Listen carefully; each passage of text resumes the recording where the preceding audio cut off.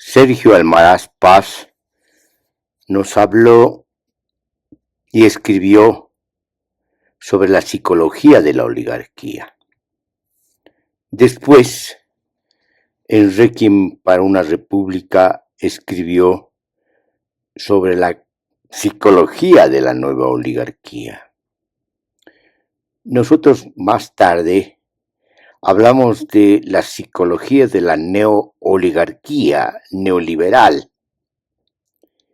Actualmente, después de la decadencia de 2 décadas de gestiones de gobiernos neopopulistas, cuando asoman nuevamente lo que podríamos llamar los herederos de las 2 décadas de los gobiernos de la coalición neoliberal, cuando pretenden desde su perspectiva hablar de Bolivia desde los Estados Unidos de Norteamérica. Vaya forma de hablar de Bolivia, vaya perspectiva desde muy lejos, y obviamente eso muestra de manera patente la mirada lejana que tienen sobre Bolivia. Entonces tendríamos que hablar de una nueva psicología, una psicología que, como las otras, desconoce el país y se sienten incómodos en el país, teniendo ideas muy generales. Y en eso quizás se diferencien. La oligarquía de la que hablaba Almaraz tenía una idea ajena al país, se sentían ajenos al país y no lo querían. Se sentían de otro lugar. La psicología de la nueva oligarquía, que se refería fundamentalmente a lo que había pasado durante la revolución de 1952 a 1964, con la regresión de la revolución después del cogobierno, con los obreros, y sobre todo después del plan triangular de 1956, se tienen consecuencias. Y esas consecuencias tienen que ver básicamente con lo que había sembrado precisamente el fracaso de la revolución nacional. Y ese fracaso tiene que ver con las regresiones que se inician, inclusive muy temprano, como opuestas y boicoteando a la propia revolución, con el enriquecimiento de la nueva burguesía que podemos llamar con anticipación rentista, porque se apropian de el excedente del Estado.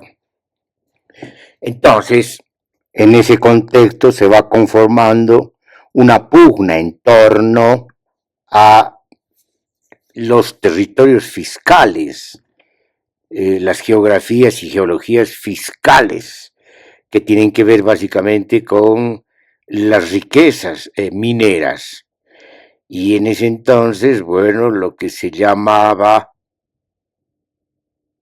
minería mediana, es decir, la burguesía de la minería mediana, pugnaba por incorporar o acceder más bien a esas concesiones. Pero esto no ocurre tan fácilmente porque los gobiernos del MNR más bien tienden a defender la nacionalización, aunque en sus formas, porque en su contenido la habían entregado nuevamente a una extraterritorialización, sobre todo desde 1956, cuando ingresan ingenieros norteamericanos a dirigir Comibol. Entonces, fíjense lo que está ocurriendo. Entonces, estamos ante una situación donde, digamos, hay nuevos perfiles de lo que llama Almaraz la oligarquía y la nueva oligarquía. Y concretamente tenemos que referirnos a lo que ocurre después de la caída de la Revolución del 52 en 1964 con el gobierno del general René Barrientos Ortuño, que es realmente un gobierno de la desnacionalización y es el que entrega precisamente las reservas fiscales a la minería mediana, que se va a convertir en realidad en una minería grande, los nuevos varones del estaño. Cuando se escribió en plena decadencia de la coalición neoliberal, la Bolivia del siglo XX.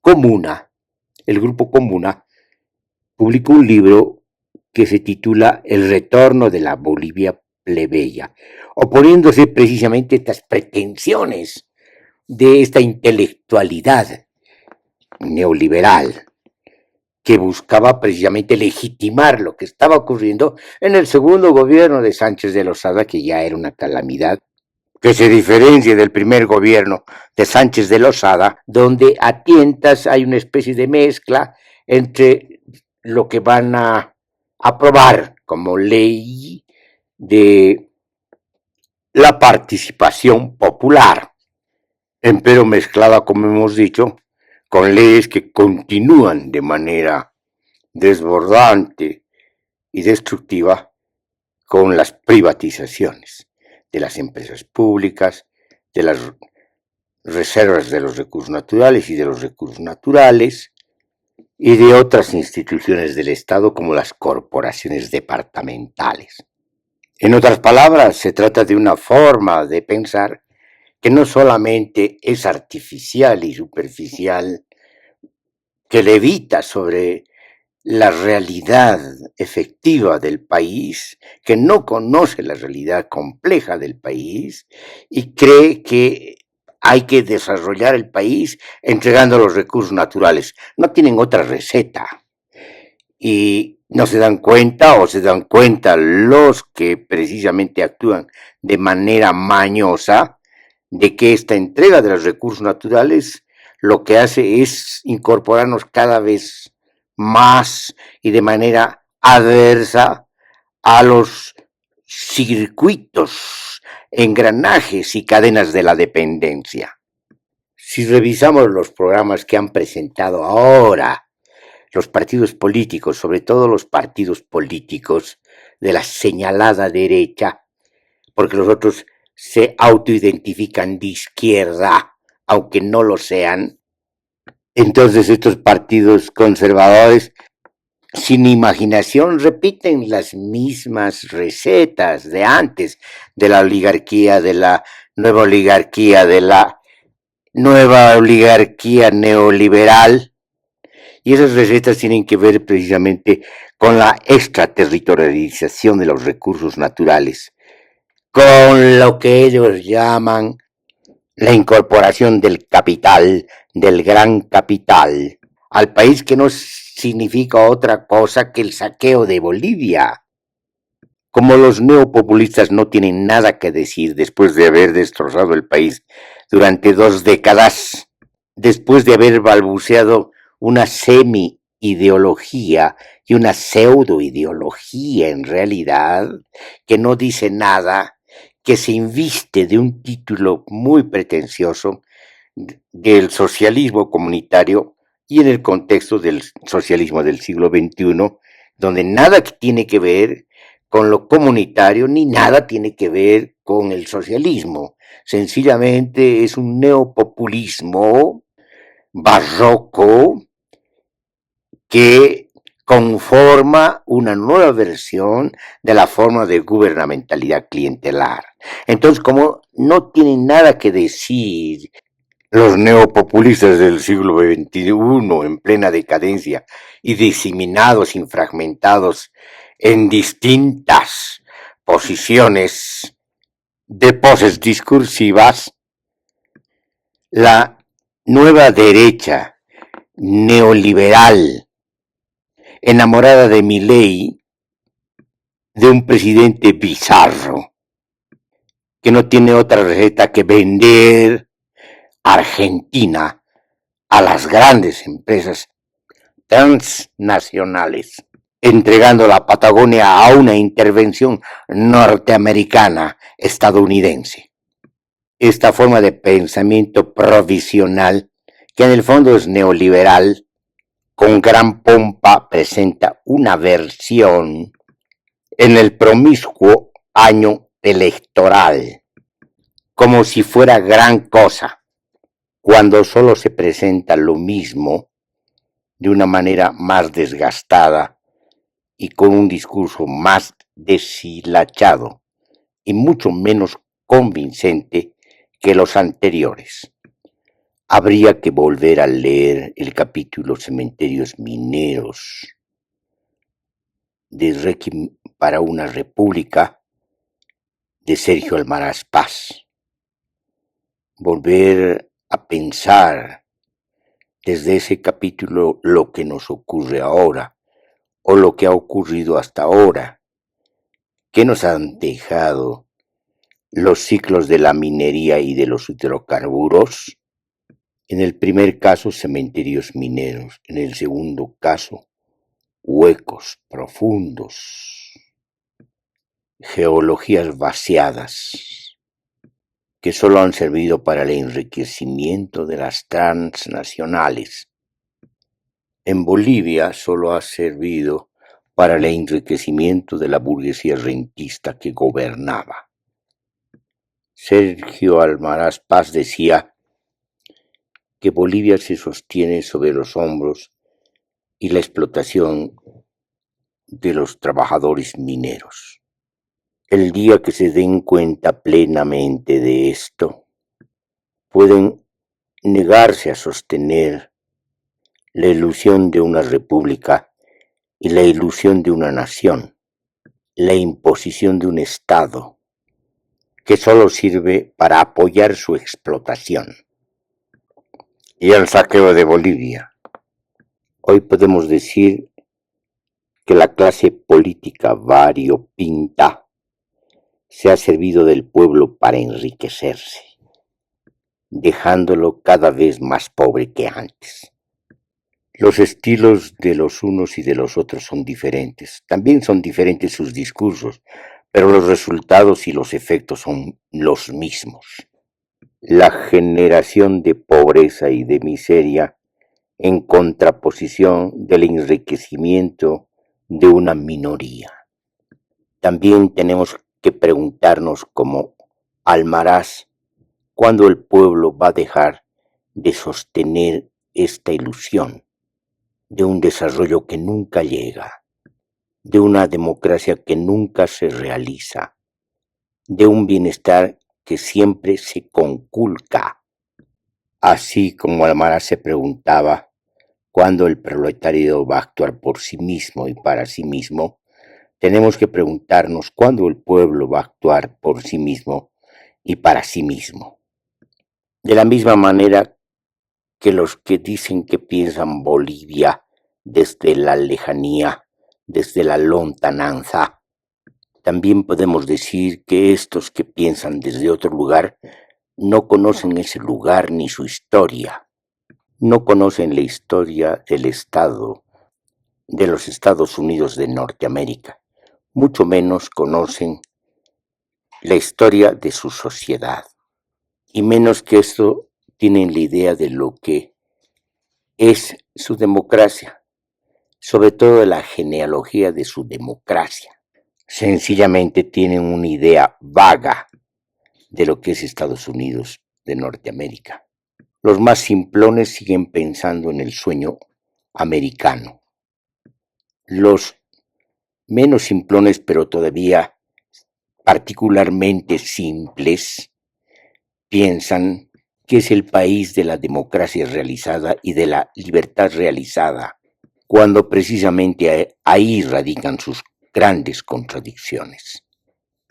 De manera resumida podemos decir que la democracia institucional e instituida por su Constitución ha ido restringiéndose cada vez más a través de los tiempos, hasta llegar prácticamente a conculcarse en los tiempos de Donald Trump, que la libertad que se desprendió de una sociedad nueva, que caracterizó a los perfiles individuales y aventureros, inclusive románticos, se fue convirtiendo cada vez más en una libertad altamente restringida, circunscrita y usurpada por parte del empresariado de los monopolios, convirtiéndose meramente en esa idea tan vaga de la libertad del mercado y de la libre empresa. Ahora podemos decir que la libertad prácticamente ha desaparecido en beneficio de la centralidad y la concentración de poder en los monopolios, que la democracia radica no en la votación, no en el ejercicio rutinario de la votación, sino en la autodeterminación del pueblo, la autogestión y el autogobierno del pueblo. Estos pensadores lejanos de un país que desconocen también al país anfitrión, están como en un puente de vidrio que desconecta más que conectar a dos subcontinentes. Desde este medio que se encuentra sobre el abismo, quieren avisorar los dos subcontinentes, lo que hay en los dos subcontinentes. Pero su mirada no les alcanza para percibir. Lo que tienen como prejuicios no les alcanza para comprender y mucho menos para conocer. Entonces están condenados a residir en el limbo, en espera de una revelación que nunca va a llegar. Sin embargo, se creen los portadores de la verdad. La verdad en tiempos del dominio mediático, de la propaganda y la publicidad y de la virtualización. Por cierto, se trata de una verdad no filosófica, tampoco de una verdad ideológica, sino de una presunción de verdad, de una pretensión de verdad, de un discurso que no tiene el vuelo que tuvieron las reflexiones, ni de los liberales del siglo XIX, ni de los ensayistas del siglo XX, asombrados por la vertiginosidad de los acontecimientos que parecían desenvolverse en los términos de una historia trágica. Habría que volver a los momentos constitutivos de la democracia liberal, dejando de lado los alcances mayores de la democracia anarquista. Volver a las reflexiones de Tocqueville en la democracia en América, donde su asombro radica en un nacimiento sin precedentes del Estado liberal, sin la tradición aristocrática de Europa, tampoco contando con la tradición de la revolución en Europa. La concepción de Tocqueville de la democracia norteamericana era, como dice Hayden White, una especie de monstruosidad. La democracia norteamericana representaba una ruptura, un cisma en el tejido de la civilización occidental, el desarrollo unilateral y extremo de una tendencia que había existido en Europa desde el desmoronamiento de la comunidad feudal en el siglo XVI.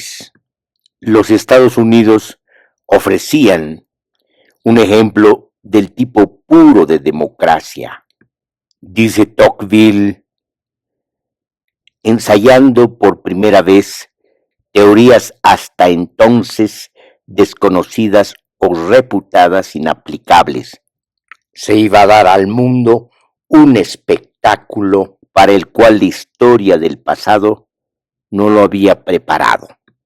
Volviendo a la interpretación de White, dice, la vasta riqueza natural de esta nación y la ausencia de cualquier orden social preexistente permitían que una tradición de pensamiento y de acción que en Europa había permanecido recesiva, creciera y floreciera y manifestara todo su potencial tanto para la creatividad como para la destructividad en el ideal de libertad.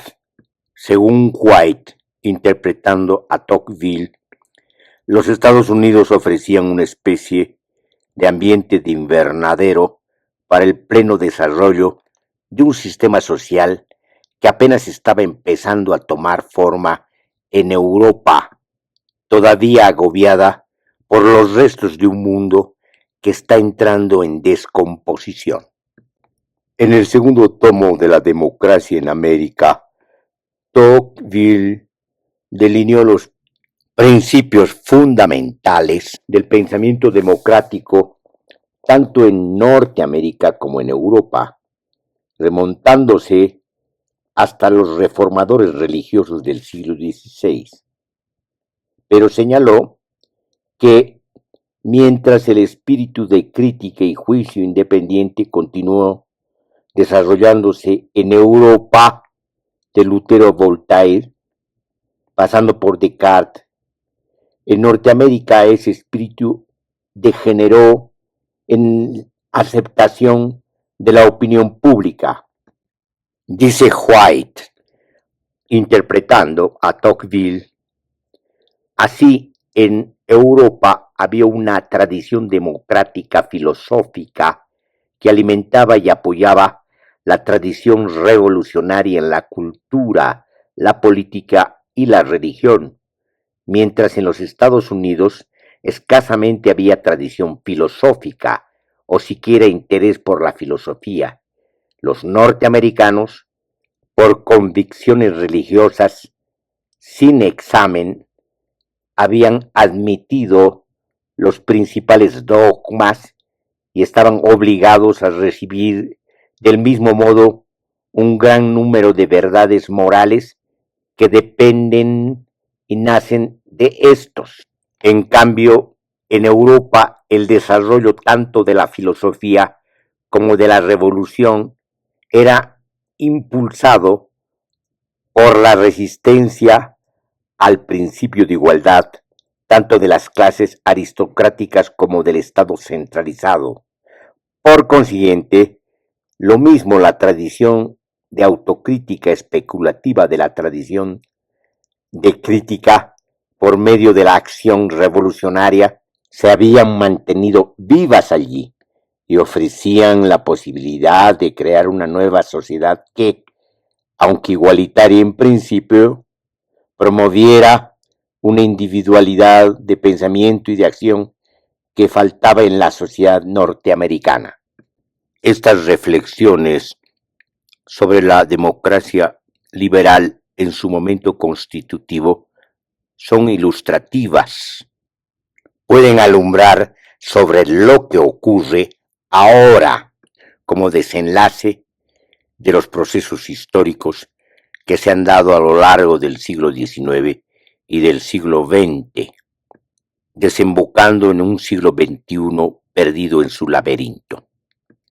Tocqueville es liberal y es conservador al mismo tiempo, empero respeta la democracia y la revolución como hechos históricos, como acontecimientos ineludibles. Al mismo tiempo quiere rescatar lo mejor que queda del antiguo régimen, de lo que nos ha enseñado.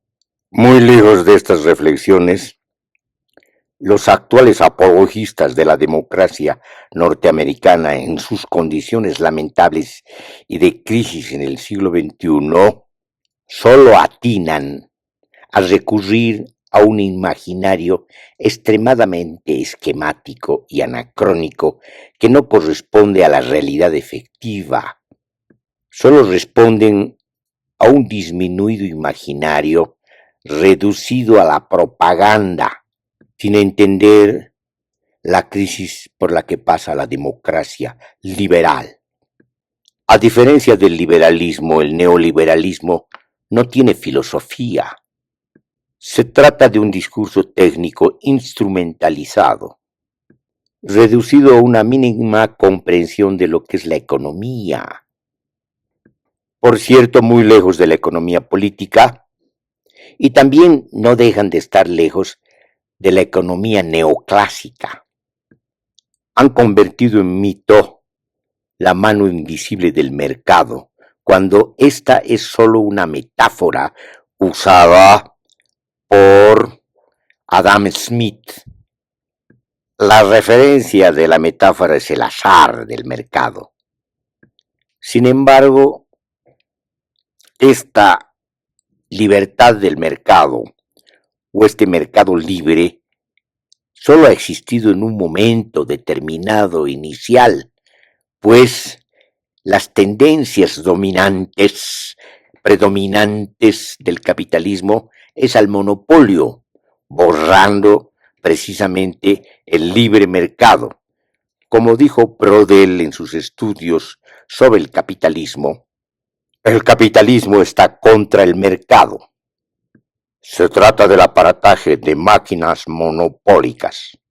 Estos pensadores del puente de vidrio quieren implantar como receta de último momento, de los últimos días, como testigos de Jehová del capital, estas recetas anacrónicas ya postuladas con anticipación. Durante la dictadura militar de Pinochet, durante el estado totalitario de Pinochet, solo así pudo imponerse el neoliberalismo. Como dice Deleuze, el estado chico corresponde al estado total.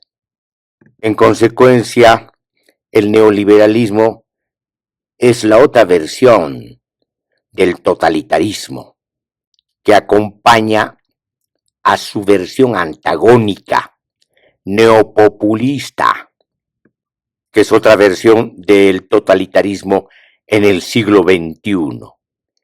El problema de la intelectualidad levitante es que está suspendida en el aire. Su error radica en oponerse a su simétrico opuesto, a los intelectuales de la apología neopopulista. Es difícil que comprendan que en el esquematismo dualista del amigo y enemigo son en realidad los enemigos complementarios, porque se necesitan uno al otro para oponerse y para participar en el círculo vicioso del poder. Otro problema de los intelectuales levitantes es que son incapaces de mirar el detalle, se pierden en una mirada demasiado lejana, una mirada excesivamente panorámica. Ponen en la misma bolsa a todo lo que tiene que ver con el Estado y llaman a esto socialismo o comunismo, sin darse cuenta que hay otras formas de Estado, como el Estado de bienestar, el Estado de la socialdemocracia. Incluso se olvidan de su propio Estado, el Estado que llaman chico. El neoliberalismo no puede funcionar sin Estado, y el Estado chico es en realidad, como hemos dicho, el Estado total. Para decirlo de una manera sintética, la crítica de los intelectuales levitantes se reduce a la administración, a la mala administración, a la administración discrecional neopopulista. Empero comparten con los neopopulistas el mismo modelo histórico, político, económico, que es el modelo colonial extractivista del capitalismo dependiente. Para decirlo resumidamente, los intelectuales levitantes lo que buscan es una administración eficiente del saqueo, no como una administración ineficiente de los neopopulistas. Siguiendo con resúmenes ilustrativos, tienen dos características de la idea que tienen sobre Bolivia. En un caso diremos irracional. Están asombrados por lo que consideran lo bárbaro en el país. Como hombres civilizados, no comprenden, no entienden y obviamente no conocen aquello que llaman bárbaro. La otra característica de la idea que tienen de Bolivia es racional. Corresponde a un constructo racional, pero que no deriva de un conocimiento histórico, menos un conocimiento cultural, tampoco un conocimiento sociológico. En cambio, pretenden un conocimiento económico, sin ponerse a estudiar las dinámicas económicas y la complejidad en la que se articulan. Entonces su constructo racional es en extremo economicista, reducido a lo que pueden configurar los indicadores, que ya de por sí son un recorte cuantitativo de la realidad efectiva. Esto no significa de ninguna manera negar lo cuantitativo, la descripción cuantitativa. Lo que pasa es que nunca salieron de sus rendijas, nunca se pusieron a construir datos desde la perspectiva de la investigación. Lo único que hacen es hacer aritmética, repetir la medida de las variaciones. Están lejos de usar la estadística en pleno sentido de la palabra, acceder a todo el instrumental estadístico y probabilístico que podría ayudar a investigaciones incluso cuantitativas. Por eso sus consejos y sus recetas resultan siendo morales. Hay que corregir el mal con el bien. El bien resulta ser un ajuste estructural de la economía, olvidando que este ajuste implica el cierre y la clausura de la inversión social, la disminución de gastos, lo que de por sí no está mal, dependiendo de qué gastos. Si se trata de gastos insulsos, se entiende, pero el problema de la economía no se reduce a gastos y ahorros, sino que corresponde a procesos y dinámicas, donde están involucrados los sujetos sociales. En definitiva, la solución que ellos no ven tiene que ver con el potenciamiento de los sujetos sociales, para que este potenciamiento incida en las dinámicas económicas, en la producción, en la generación de bienes que pueden cuantificarse como generación de valores. Olvidan que la inversión social está directamente involucrada con lo que ellos llaman crecimiento económico y desarrollo económico. En todo caso, esta idea de Bolivia, tanto en su versión irracional como en su versión racional, no solamente es altamente restringida e insuficiente para abordar el tema de la comprensión, del entendimiento y del conocimiento, y sobre todo de la interpretación de la realidad efectiva. Para salir de la estrechez de esta idea, es menester abrirse al estudio constante y permanente de la formación social, cultural, económica del país, incluyendo, claro está, sus formaciones ecológicas, la relación entre territorialidades y poblaciones, incluso entre territorialidades, poblaciones y nichos ecológicos. Obviamente esto tiene que tener en cuenta lo que se llama los contextos históricos que han ido cambiando y modificando sus composiciones. Ya que hemos decidido exponer de manera sintética y resumida, podemos decir lo siguiente al respecto del conocimiento de Bolivia. Mínimamente hay que conocer a su gente, dispersa en los distintos lugares, en las diferentes regiones, en sus distintas configuraciones, y conformaciones, en sus distintas estratificaciones, en constantes morfismos. Inclusive, para resumir aún más, es indispensable mínimamente conocer sus necesidades y demandas, pero también abriéndonos a una mirada mayor, es menester conocer los requerimientos, dado el contexto histórico mundial, sobre todo atendiendo a la crisis múltiple en la que está atrapado el mundo, los continentes, las regiones y los países.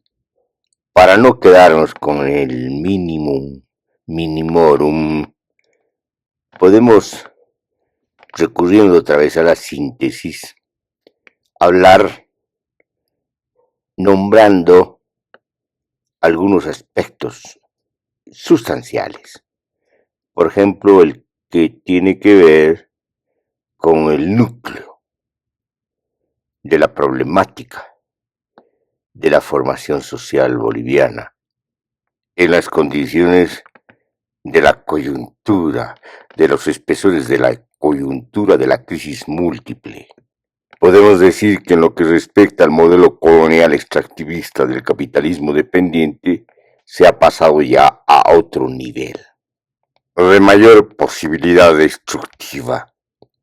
Aparentemente, según la contabilidad de lo que queda de los recursos naturales certificados oficialmente, y obviamente esto significa ocultados también oficialmente, ya no hay recursos naturales.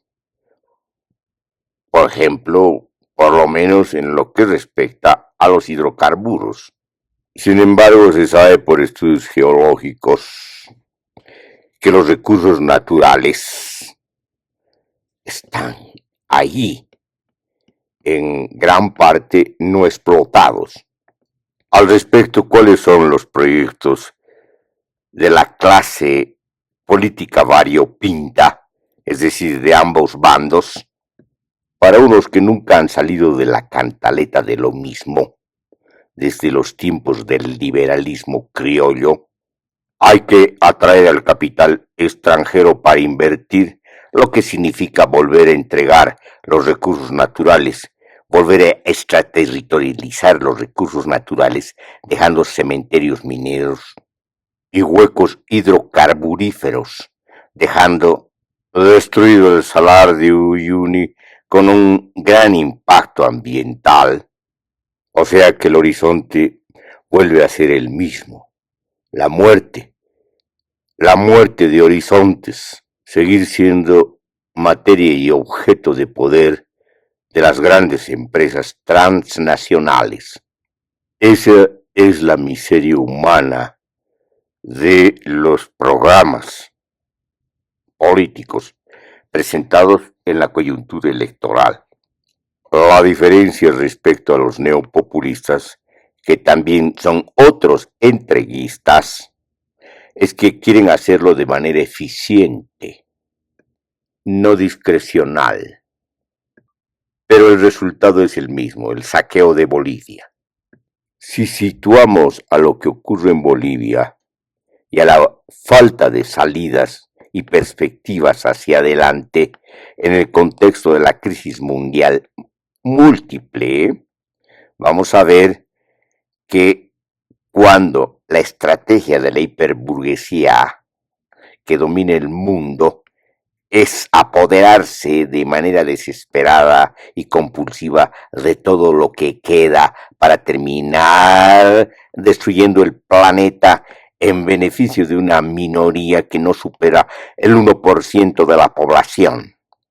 Entonces, los proyectos políticos de ambos bandos no hacen otra cosa que volvernos a entregar, pero en condiciones muy adversas, en condiciones más miserables que las de antes, pero a ellos no les importa.